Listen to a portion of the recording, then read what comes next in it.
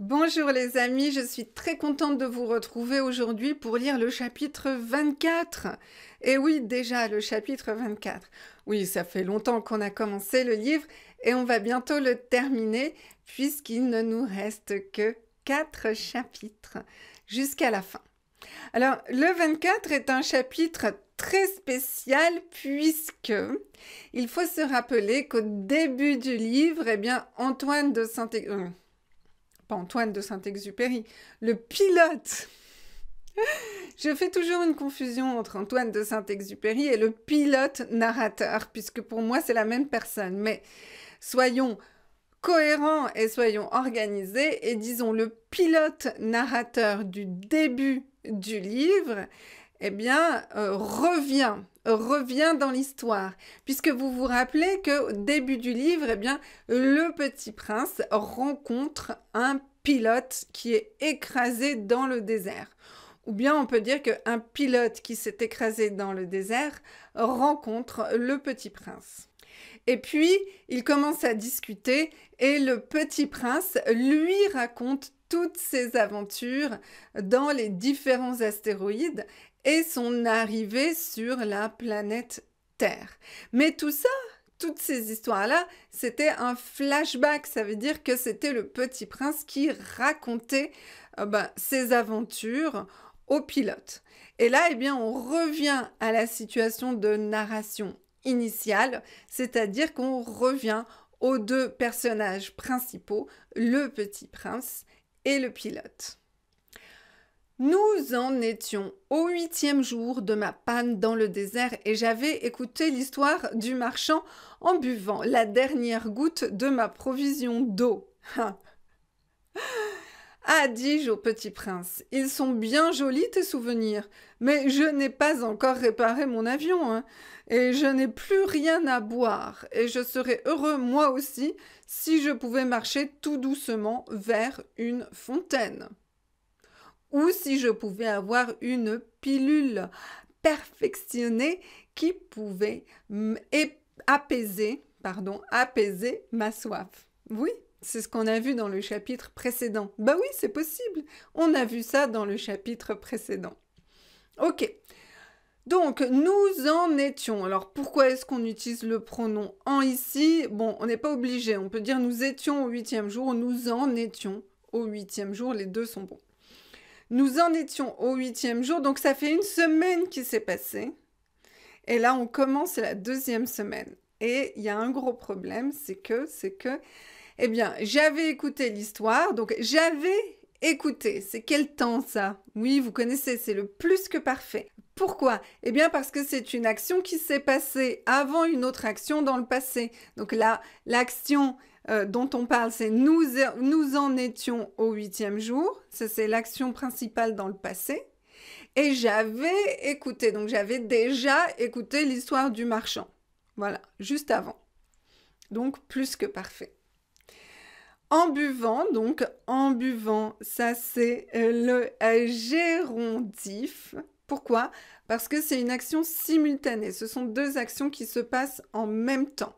J'ai écouté l'histoire et en même temps j'ai bu la dernière goutte. Donc plutôt que de dire j'ai écouté l'histoire et j'ai bu, c'est plus joli de dire j'ai écouté l'histoire en buvant. Et là on comprend bien que c'est vraiment deux choses qui se font exactement en même temps. Donc le verbe boire, gérondif, la dernière goutte de ma provision d'eau. Provision, on peut dire ma réserve d'eau. Ma réserve d'eau, ça veut dire c'est toute l'eau que j'avais gardée et maintenant je n'en ai plus. Donc là, ensuite, eh bien, on a le pilote qui parle et il utilise beaucoup de négation. Je n'ai pas encore réparé. Je n'ai pas, pas encore. Donc la négation, c'est ne pas encore. Not yet. Je n'ai pas encore réparé mon avion. Je n'ai plus. Donc là, la négation, c'est ne plus à rien. Je n'ai plus rien à boire. Ok? Et je serai conditionnel parce que c'est une hypothèse. Je serais heureux, moi aussi, si je pouvais marcher. Donc, on a le conditionnel, le si et l'imparfait. Maintenant, vous connaissez, vous avez vraiment l'habitude. Marchez tout doucement vers une fontaine. Mon ami le renard, me dit-il, Mon petit bonhomme, il ne s'agit plus de renard. Pourquoi? Parce qu'on va mourir de soif. Il ne comprit pas mon raisonnement. Il me répondit, bah, c'est bien d'avoir eu un ami, même si l'on va mourir.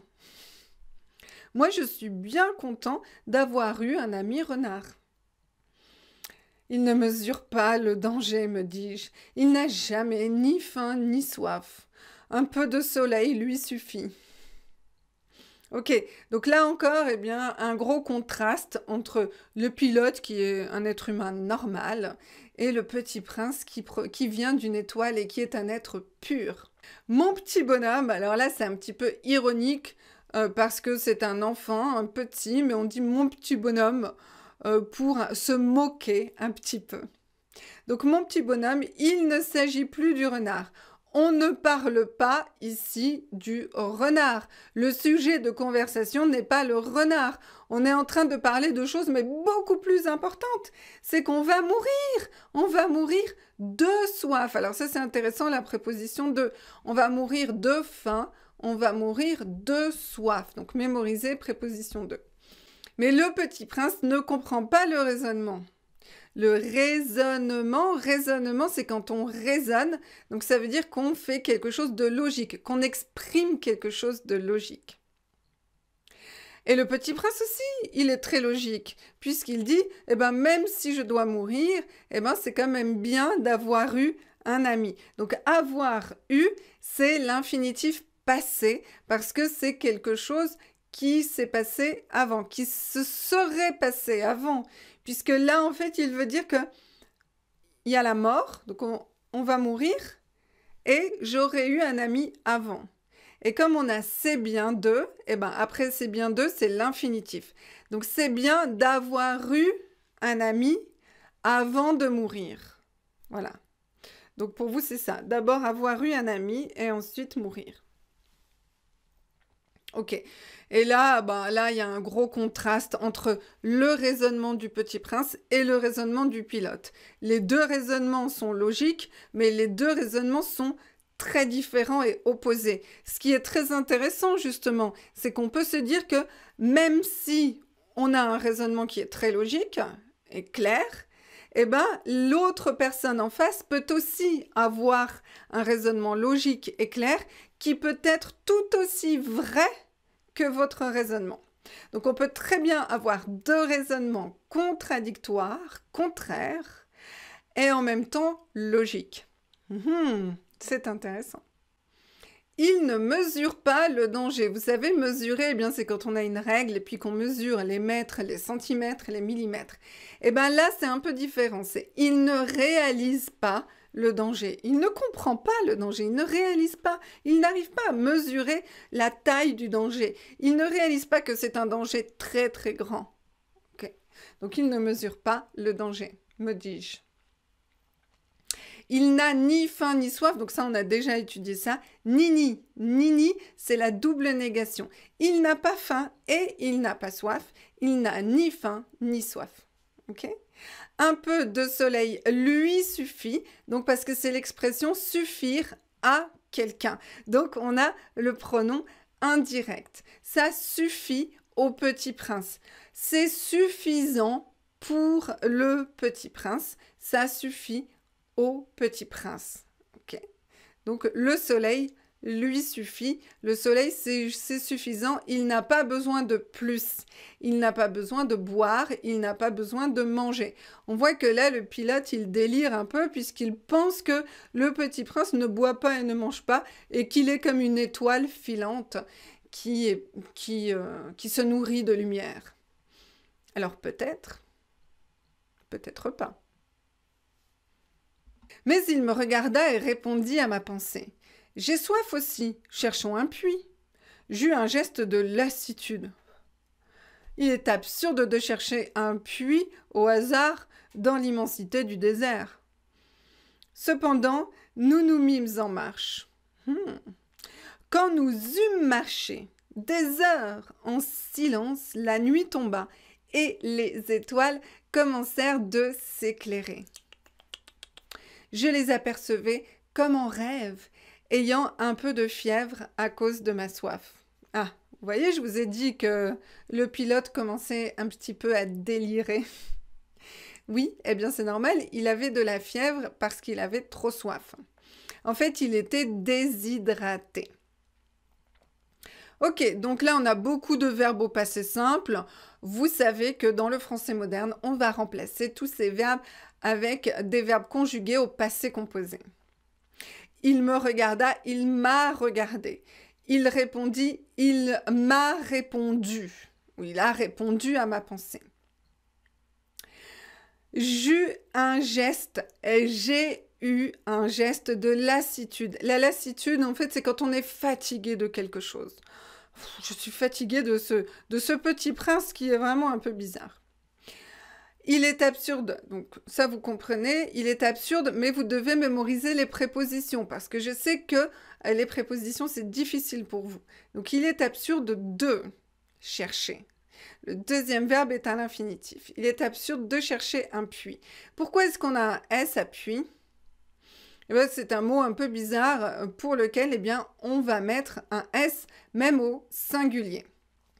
Immensité, eh bien l'immensité, ça veut dire que c'est très, très, très grand. D'accord ? Mais on ne dit pas dans la grandeur du désert, non, on dit dans l'immensité du désert. Nous nous mîmes. Mime, eh bien, c'est le verbe mettre. Et là, c'est le verbe se mettre, qui est un verbe pronominal. Donc, en français moderne, nous nous sommes mis en marche. On dit se mettre en marche. Se mettre en marche, ça veut dire commencer à marcher. Commencer à marcher. Quand nous eûmes marché, donc quand nous avons eu marché, des heures, donc pendant des heures, mais c'est pas nécessaire de dire pendant. Là, on peut dire je marche des heures ou je marche pendant des heures. Okay. La nuit tomba, donc la nuit est tombée et les étoiles commencèrent. Les étoiles ont commencé. Alors là, je vous ai déjà expliqué qu'en français moderne, on utilise la préposition à avec le verbe commencer. Donc les étoiles ont commencé à s'éclairer. Mais il les apercevait comme un rêve parce qu'il était malade. Donc, il ne voyait pas très bien. Les mots du petit prince dansaient dans ma mémoire. « Tu as donc soif, toi aussi ?» lui demandai-je. Mais il ne répondit pas à ma question. Il me dit simplement « L'eau peut aussi être bonne pour le cœur. » Je ne compris pas sa réponse, mais je me tus. Je savais bien qu'il ne fallait pas l'interroger. Il était fatigué. Il s'assit. Je m'assis auprès de lui. Donc on voit ici que le pilote commence à réaliser que le petit prince, eh bien, il a soif aussi. Donc il a aussi envie de boire. Mais le petit prince explique que sa soif à lui est différente de la soif d'un être humain normal. L'eau peut aussi être bonne pour le cœur. Ça veut dire que lui, il va boire, mais il va boire pour son cœur. C'est son cœur qui a soif et ce n'est pas son organisme, ses cellules, c'est vraiment son cœur. Alors, comment est-ce que vous comprenez cette phrase ? L'eau peut aussi être bonne pour le cœur. On voit que le pilote ne comprend pas cette phrase et je comprends qu'il ne comprenne pas parce que c'est un peu mystérieux comme phrase. Et donc il ne dit rien, il se tue, se taire, ça veut dire ne pas parler, arrêter de parler. Hein, on a déjà vu ce verbe. Et il ne pose pas plus de questions, donc on n'a pas vraiment la réponse. Mais vous, à votre avis, qu'est-ce que ça veut dire? Si vous avez une idée, eh bien vous pouvez la mettre dans les commentaires. Alors pour moi, eh bien, c'est peut-être que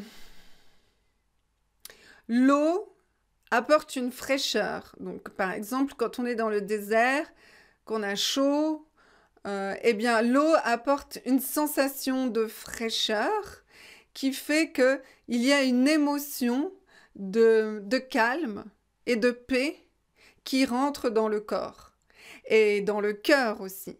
Et le cœur se calme et le cœur s'apaise quand on boit et qu'on a soif. Voilà, c'est mon interprétation. Donnez-moi la vôtre. Et après un silence, il dit. Et après un silence, il dit encore. Les étoiles sont belles à cause d'une fleur que l'on ne voit pas. Je répondis. bien sûr. Et je regardais sans parler les plis du sable sous la lune. Le désert est beau, ajouta-t-il. Et c'était vrai. J'ai toujours aimé le désert. On s'assoit sur une dune de sable, on ne voit rien, on n'entend rien, et cependant quelque chose rayonne en silence. Ok, là, il y a la fatigue, il y a le délire, il y a la philosophie qui arrive. Donc, après un silence, donc là, il y a beaucoup de silence, hein, parce qu'ils n'ont pas beaucoup d'énergie pour parler. Comme ils n'ont pas beaucoup d'énergie pour parler, à chaque fois qu'ils vont décider de parler, eh bien, ce sera pour dire des choses très importantes. Parce que quand on n'a pas beaucoup d'énergie, on ne va pas gaspiller son énergie à dire des choses futiles et inutiles. Donc les étoiles sont belles à cause d'une fleur que l'on ne voit pas. Ça, c'est une chose très importante. Et on sait très bien, donc ça, c'est le petit prince qui parle. Et on sait très bien que, eh bien, la relation que le petit prince entretient avec sa fleur est la chose la plus importante pour lui. Donc, le pilote, il dit bien sûr, parce qu'il connaît l'histoire du petit prince, mais d'un autre côté, on sent que il a d'autres chats à fouetter. Ça, c'est une expression pour dire que il a d'autres sujets de préoccupation beaucoup plus importants pour lui que de penser à la rose et à l'étoile. Donc, quand on voit le jeu, là, c'est le narrateur pilote. N'oubliez pas, ce n'est pas le petit prince. Le narrateur pilote, c'est je. Donc, je répondis pilote, bien sûr, et je regardais sans parler le sable, les plis. Donc, vous savez, c'est comme un drap, là, on voit bien. Les plis, vous voyez, le sable, il n'est pas complètement lisse. Là, on voit ici, regardez les petits plis ici. Voilà, le sable n'est pas lisse, il fait des plis. C'est comme le drap, les draps dans le lit ne sont pas toujours lisses, ils font des plis. Ou les vêtements aussi. Donc voilà, donc il regarde le sable, il pense à autre chose. Voilà. Et le petit prince ajoute, le désert est beau. Et ça, c'est quelque chose qui intéresse beaucoup plus le pilote, à mon avis.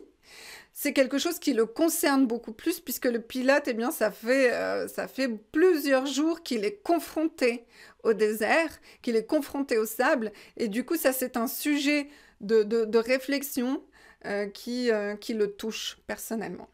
C'est pour ça que le pilote dit « et c'était vrai, il était d'accord ». Voilà. Là, ici, pour lui, c'était pas très intéressant, mais ça, pour lui, c'est très intéressant.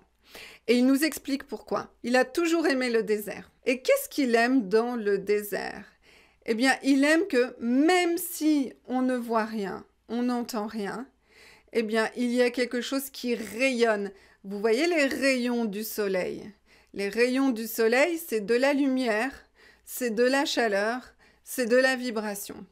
Eh bien, on a cette sensation de vibration, de lumière, même si on n'entend rien et on ne voit rien. Ça veut dire que c'est un autre sens qui est en action. C'est vrai que souvent dans notre vie de tous les jours, eh bien on fait très attention à ce qu'on entend, à ce qu'on voit. Et bien là, c'est autre chose qui se passe. C'est quelque chose de plus de vibratoire, d'une sensation, d'une énergie, l'énergie du sable qui arrive et qui nous parle. Voilà. Donc le pilote aime beaucoup ça. Et c'est vrai que l'auteur, Antoine de Saint-Exupéry, aimait aussi beaucoup le sable. Donc ici, c'est un petit peu Antoine de Saint-Exupéry, on avait compris, qui parle au travers du narrateur pilote. Ce qui embellit le désert, dit le petit prince, c'est qu'il cache un puits quelque part. Je fus surpris de comprendre soudain ce mystérieux rayonnement du sable. Lorsque j'étais petit garçon, j'habitais une maison ancienne et la légende racontait qu'un trésor y était enfoui. Bien sûr, jamais personne n'a su le découvrir, ni peut-être même ne l'a cherché, mais il enchantait toute cette maison. Ma maison cachait un secret au fond de son cœur. Voilà, donc là on parle des choses qui sont cachées, des choses que l'on connaît, qu'on ne voit pas, qu'on n'entend pas, mais qu'on sait, dont on connaît l'existence. Voilà. Et cette existence-là, eh bien, donne de l'importance, donne plus d'importance aux choses. Donc, par exemple, eh bien, pour le désert, eh bien, c'est le puits qui va donner de l'importance. Donc, le puits, vous savez ce que c'est un puits, c'est là où on va chercher l'eau dans le désert. Donc, c'est le fait de savoir qu'il y a un puits quelque part ici, mais on ne sait pas où, c'est ça qui donne de l'importance au désert. Et dans la maison de son enfance, eh bien, ce qui donnait de l'importance à cette maison et qui faisait que cette maison était spéciale et différente, c'était que, eh bien, il y avait une légende qui racontait, eh bien, qu'un trésor y était enfoui. Donc, enfoui, ça veut dire caché, ça veut dire que on a creusé, on a trouvé un endroit pour cacher le trésor. Donc voilà, donc c'est ça qui donne de la valeur à cette maison. Donc vous voyez ici, on reprend toujours cette même idée qui est dans le livre. Eh bien, c'est l'idée que ce qui est important, eh bien, c'est l'importance que nous, on donne aux choses. C'est pas l'importance réelle qu'elles ont. C'est notre imaginaire et notre pensée qui donnent de l'importance aux choses. Oui, dis-je au petit prince, qu'il s'agisse de la maison, des étoiles ou du désert, ce qui fait leur beauté est invisible. Je suis content, dit-il, que tu sois d'accord avec mon renard. Comme le petit prince s'endormait, je le pris dans mes bras et me remis en route. J'étais ému. Il me semblait porter un trésor fragile. Il me semblait même qu'il n'y eût rien de plus fragile sur la terre. C'est mignon. Donc là, eh bien, on parle du renard, puisque le renard avait dit « l'essentiel est invisible pour les yeux ». Et là, eh bien, on voit que le pilote a bien écouté l'histoire du Petit Prince, puisqu'il dit que la beauté, leur beauté, la beauté des étoiles, la beauté des choses est invisible pour les yeux. Elle est visible pour le cœur et par le cœur. Donc voilà. Donc le Petit Prince est très content que son histoire eh bien, ait plu et que le pilote soit d'accord avec le renard. Ici, vous voyez le verbe « il s'agisse ». Donc ça, c'est le verbe « s'agir ». Il s'agit de quelque chose. J'ai déjà fait une vidéo sur ce sujet. C'est un verbe qui est un petit peu difficile à utiliser. Je vous conseille pas vraiment de l'utiliser parce que c'est un petit peu formel et souvent je constate que quand vous l'utilisez, vous faites des erreurs. Mais ce qui est intéressant, c'est quand même de comprendre le sens de la phrase quand vous voyez ce mot. Donc là, oui, dis-je au Petit Prince, qu'il s'agisse de la maison. Donc, qu'il s'agisse, c'est le subjonctif du verbe s'agir et ça veut dire que l'on parle de la maison. Ou que l'on parle des étoiles, ou que l'on parle du désert, c'est la même chose. Okay? Ce qui fait leur beauté est invisible. Ensuite, eh bien, on voit que le Petit Prince s'endort, donc comme le Petit Prince s'endormait, donc ça veut dire qu'il commence à dormir.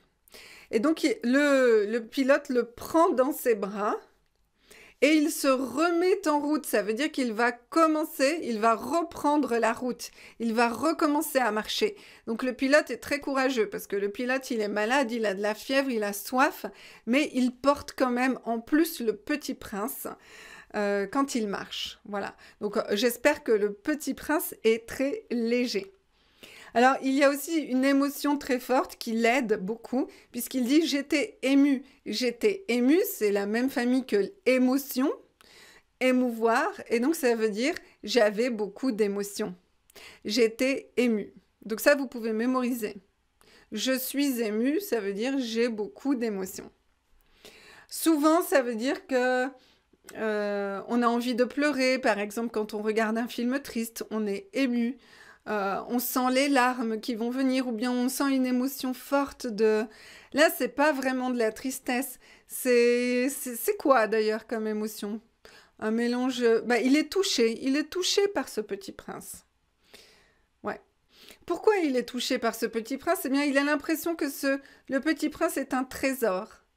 un trésor fragile. Vous voyez, dans tout le livre du Petit Prince, eh bien, on va parler d'un être pur, d'un être aux cheveux d'or, on va parler d'un trésor. Donc il y a cette métaphore filée un petit peu de quelque chose de précieux, que le Petit Prince est quelque chose de précieux qui nous apporte un message très précieux auquel on doit vraiment faire attention et qu'on doit vraiment écouter. Il est très précieux et en même temps il est très fragile. Il peut disparaître très rapidement, donc il faut le protéger.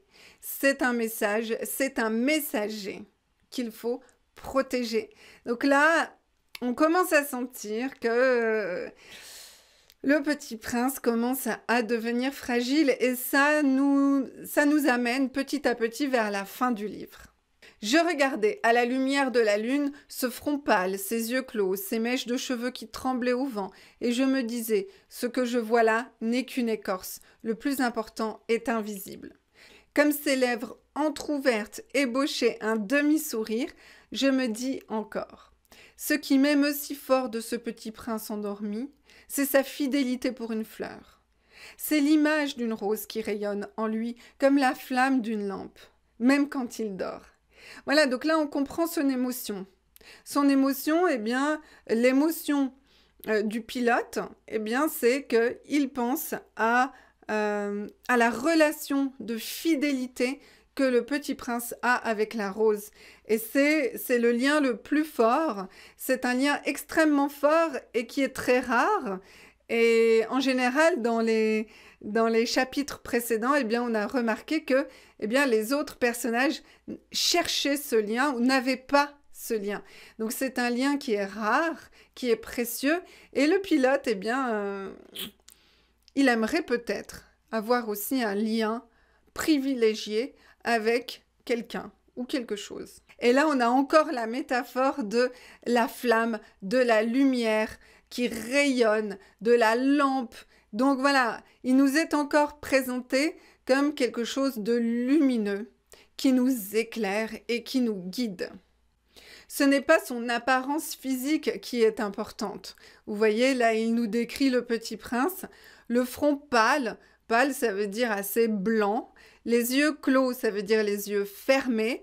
Les mèches de cheveux qui tremblent au vent. Donc, on sent quelque chose de fragile. Mais en réalité, tout ça, c'est une écorce. C'est une carapace. L'écorce, en fait, c'est ce qui protège l'arbre. Mais ce qui est important dans l'arbre, eh bien, c'est ce qui est à l'intérieur. Hein, c'est l'énergie qui coule dans le tronc de l'arbre. Et ce que je vois là n'est qu'une écorce. Le plus important est invisible. Et le plus important, eh bien, c'est la lumière à l'intérieur du Petit Prince. Et je le devinais plus fragile encore. Il faut bien protéger les lampes. Un coup de vent peut les éteindre. Et marchant ainsi, je découvris le puits au lever du jour. Vous voyez, donc là, on sent que l'énergie du Petit Prince, la croyance du Petit Prince indéfectible, la croyance qu'il a toujours que le puits est là, le puits existe et on peut le trouver. Et quand on croit très fort à quelque chose, eh bien, on peut trouver cette chose. Et c'est un petit peu le message ici de ce chapitre, puisque au début du chapitre, eh bien, le pilote pensait que le Petit Prince était un peu fou de penser qu'ils allaient trouver un puits facilement. Mais finalement, eh bien, on a vu que le fait de porter le Petit Prince dans ses bras a transmis au pilote l'énergie du Petit Prince, la croyance du Petit Prince, et donc le pilote a trouvé le puits parce qu'il y croyait au puits, et donc il l'a trouvé.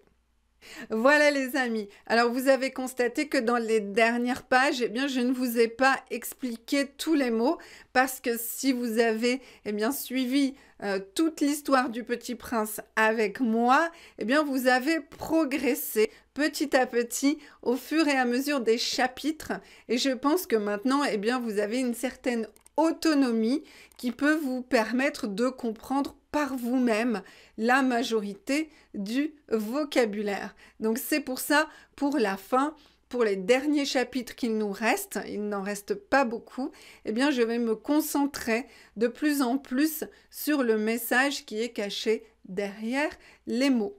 Voilà, donc en attendant, eh bien, je vous souhaite une excellente journée. Vous avez d'autres vidéos ici et n'oubliez pas de vous abonner à ma chaîne pour avoir encore plus de leçons. Allez, ciao ciao!